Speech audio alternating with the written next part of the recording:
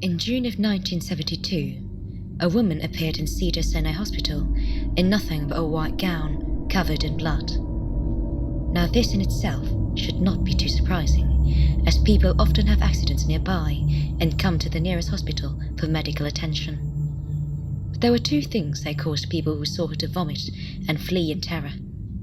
The first being that she wasn't exactly human. She resembled something close to a mannequin, but had the dexterity and fluidity of a normal human being. Her face was as flawless as a mannequin's, devoid of eyebrows and smeared in makeup. She had a kitten clenched in between her teeth, her jaws clamped so unnaturally tightly around it, to the point where no teeth could be seen. The blood was still squirting out over her gown and onto the floor. She then pulled it out of her mouth, tossed it aside, and collapsed. From the moment she stepped through the entrance to when she was taken to a hospital room and cleaned up before being prepped for sedation, she was completely calm, expressionless, and motionless. The doctors had thought it best to restrain her until the authorities could arrive, and she did not protest. They were unable to get any kind of response from her, and most staff members felt too uncomfortable to look directly at her for more than a few seconds. But the second the staff tried to sedate her, she fought back with extreme force. Two members of staff holding her down as her body rose up on the bed with that same blank expression. She turned her emotionless eyes towards the male doctor and did something unusual. She smiled. As she did, the female doctor screamed and let go out of shock. In the woman's mouth were not human teeth, but long, sharp spikes. Too long for her mouth to close fully without causing any damage. The male doctor stared back at her for a moment before asking, "What in the hell are you?" She cracked her neck down to her shoulder to observe him, still smiling. There was a long pause. The security had been alerted and could be heard coming down the hallway. As he heard them, she darted forward, sinking her teeth into the front of his throat, ripping at his jugular and letting him fall to the floor, gasping for air as he choked in his own blood. She stood up and leaned over him, her face coming dangerously close to his as the life faded from his eyes. The doctor's eyes filled with fear as he watched her calmly walk away to greet the security men. His last ever sight would be watching her feast on them, one by one. The female doctor who survived the incident named her the Expressionless. There was never a sighting of her again. When I was a child, my family moved around a lot. We never stayed in the same place for long, and it seemed as if we were always on the move. Because of this, many of my early memories are fuzzy and unclear. However, there is one period of time that remains as clear in my mind as though it all happened just yesterday. I often wonder whether these memories were simply hallucinations caused by the long sickness I experienced that spring. But in my heart, I know they are real. We were living in a large house on the outskirts of the city. As a family of 3, we didn't really need such a big home, and there were a number of rooms that we never used during the 5 months we spent there. In some ways, it was a waste of space, but it was the only house we could find at the time that was close to my father's place of work. The day after my 5th birthday, I came down with a terrible fever. The doctor said I had to rest in bed for 3 weeks and concentrate on getting well. It was a horrible time to be bedridden, as we were getting ready to move, and most of my toys were already packed away in boxes. My bedroom was almost empty, and I had very little to keep myself entertained. My mother brought me some ginger ale and a few books several times a day. Other than that, there was precious little for me to do. I was always bored and grew miserable by the day. I don't exactly recall how I met Mr. Widemouth. I think It was about a week after I was diagnosed with the fever and confined to bed. My first memory of him is when I asked him if he had a name. He told me to call him Mr. Widemouth because his mouth was large. In fact, everything about him was large in comparison to his body. His head, his eyes, his crooked ears, but his mouth was by far the largest. "You look kind of like a Furby," I said as he flipped through one of my books. Mr. Widemouth stopped and gave me a puzzled look. "A Furby? What's a Furby?" he asked. I shrugged. "You know, the toys. The little furry robots with the big ears. You can pet them and feed them, almost like they're real pets." "Oh," replied Mr. Widemouth. "You don't need one of those. They aren't the same as having a real friend." I remember that Mr. Widemouth seemed to disappear every time my mother stopped by to check in on me.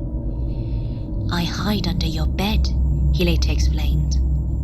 "I don't want your parents to see me because I'm afraid they won't let us play together anymore." We didn't do much during those first few days. Mr. Widemouth just looked at my books, fascinated by the stories and pictures they contained. The third or fourth morning after I met him, he greeted me with a large smile on his face. "I have a new game we can play," he said. "We have to wait until after your mother comes to check on you, because she can't see us play it. It's a secret game." My mother came in with a few more books and some soda at the usual time.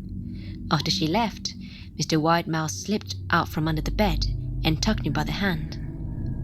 "We have to go to the room at the end of the hallway," he said. I objected at first, because my parents had forbidden me to leave my bed without their permission. Mr. Widemouth persisted until, finally, I gave in. The room at the end of the hall had no furniture or wallpaper. Its only distinguishing feature was a window opposite the doorway. Mr. Widemouth darted across the room and gave the window a firm push, flinging it open. Then he beckoned to me and told me to look out at the ground below. We were on the second floor of the house, but it was on a hill, and from this angle, the drop was more than 2 floors, due to the incline. "I like to play pretend up here," Mr. Widemouth explained. "I pretend that there is a big, soft trampoline below this window, and I jump. If you pretend hard enough, you bounce back up like a feather. I want you to try." I was a 5-year-old with a high fever, so I wasn't thinking very clearly as I looked down and considered the possibility. "It's a long drop," I said. "But that's all part of the fun," he replied. "It wouldn't be fun if it was only a short drop. If it were that way, you may as well just bounce on a real trampoline." I toyed with the idea, picturing myself falling through thin air, only to bounce back to the window on something unseen by human eyes. But the realist in me prevailed. "Maybe some other time," I said. "I don't know if I have enough imagination. I could get hurt." Mr. Widemouth's face contorted into a snarl, but only for a moment. Anger gave way to disappointment. "If you say so," he sighed. He spent the rest of the day under my bed, quiet as a mouse. The following morning, Mr. Widemouth arrived, holding a small box. "I want to teach you how to juggle," he said. "Here are some things you can use to practice, before I start giving you lessons, that is." I looked in the box. It was full of knives. "My parents will kill me," I shouted, horrified that Mr. Widemouth had brought knives into my room. My parents would never allow me to touch them. I'll be spanked and grounded for a year." Mr. Whitemouth frowned. "It's fun to juggle with these. I want you to try it." I pushed the box away. "I can't. I'll get in trouble. Knives aren't safe to just throw around in the air."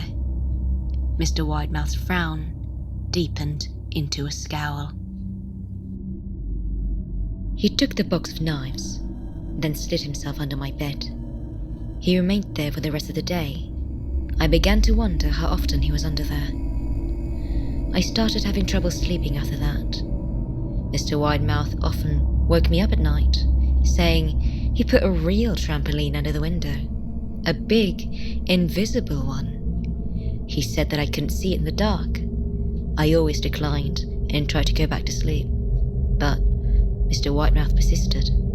Sometimes he stayed by my side until early in the morning, encouraging me to jump. He wasn't so fun to play with anymore. My mother came to me one morning and told me I was well enough to go outside and walk around for a while. She thought the fresh air would do me some good, especially after being confined to my room for so long.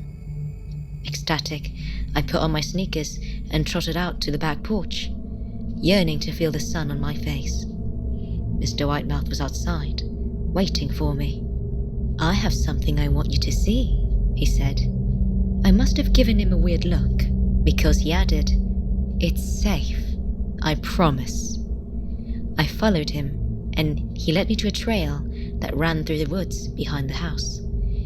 "This is an important path," he explained. "I've had a lot of friends about your age. When they were ready, I took them down this path to a special place. You aren't ready yet, but one day I hope to take you there." I returned to the house, wondering what kind of place lay at the end of that trail. 2 weeks after I met Mr. Whitemouth, we packed the last of our belongings into a moving truck and were about to set off on the long drive to our new home. I considered telling Mr. Whitemouth that I would be leaving, but even at 5 years old, I was beginning to suspect that perhaps his intentions were not to my benefit, despite what he claimed. For this reason, I decided to keep my departure a secret. It was 4 a.m. by the time we were ready to leave. My mother helped me into the truck, and my father was sitting behind the wheel. I placed my head against the window, hoping to get some sleep before the sun came up. As we backed out of the driveway, I looked up and saw Mr. Whitemouth's silhouette in my bedroom window. He stood there, motionless, until the truck was about to turn onto the main road. He gave a pitiful little wave goodbye, a steak knife in his other hand. I didn't wave back. Years later, I was passing through the area and decided to return and pay a visit to that house. I found that the piece of land our house had stood on was empty, except for the foundation. The house had burnt down a few years after we left. Out of curiosity, I followed the trail that Mr. Whitemouth had shown me.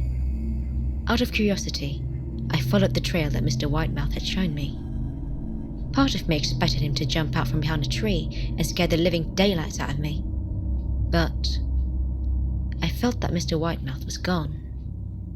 Somehow, tied to the house that no longer existed. The trail ended at a small cemetery. I noticed that many of the tombstones belonged to children. My name is Tommy, and I think I might be going insane. I grew up in a normal middle-class home with loving parents and a sweet little sister. Everything seemed fine until one day when something very strange happened. I came home from school, and when I walked into the living room, I saw something that disturbed me. My mother and father were sitting on the couch, smiling and staring at the TV. The weird thing was that the TV wasn't on, yet they were staring at it intently. They both turned to look at me and simultaneously said, "Hello, Timmy." My heart leapt up into my throat. My name is Tommy. How could my own parents make a mistake like that? Is everything okay? I asked nervously. Everything is perfect, Timmy, my father replied. They were both smiling from ear to ear. It was creepy. I decided to go upstairs to talk to my little sister. When I walked into her room, she was lying on her bed, staring at the ceiling. Have you noticed anything strange about Mum and Dad? I asked. She smiled at me and said, No, Timmy. Mum and Dad are just perfect. My blood suddenly ran cold.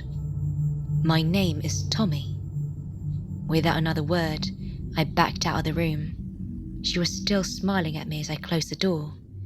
I had no idea what to do.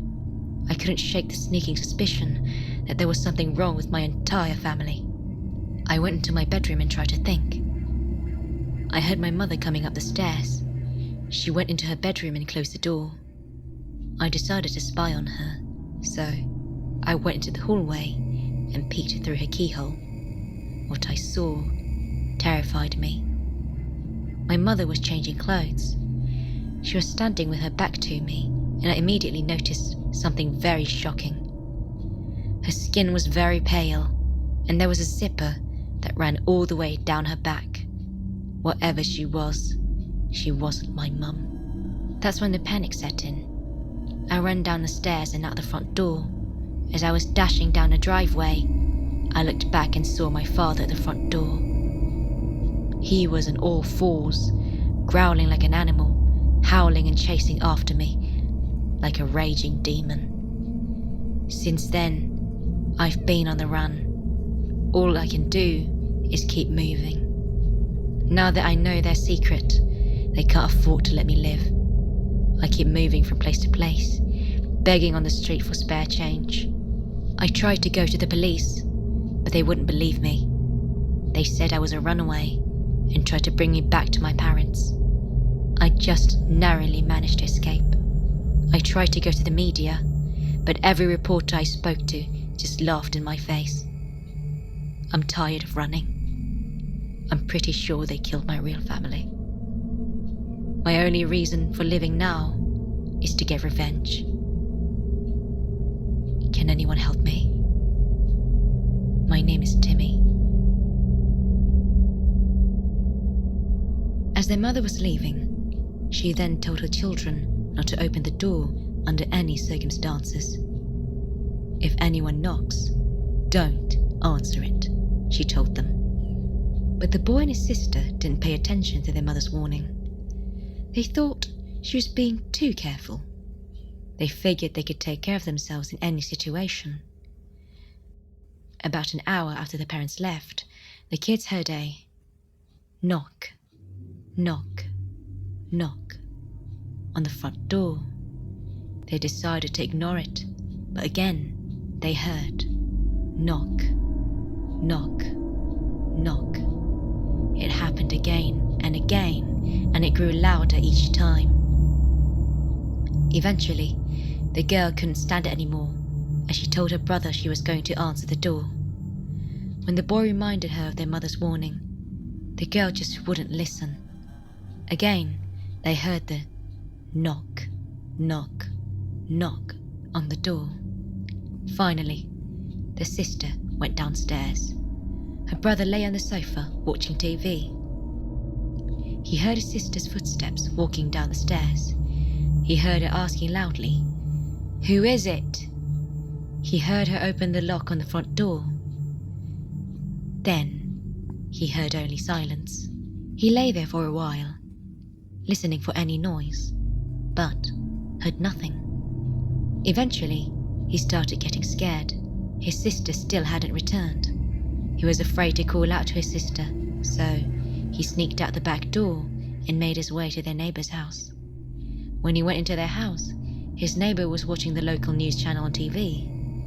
The news anchor on TV was talking about a murder. Then, they showed a reporter live at the scene of the murder.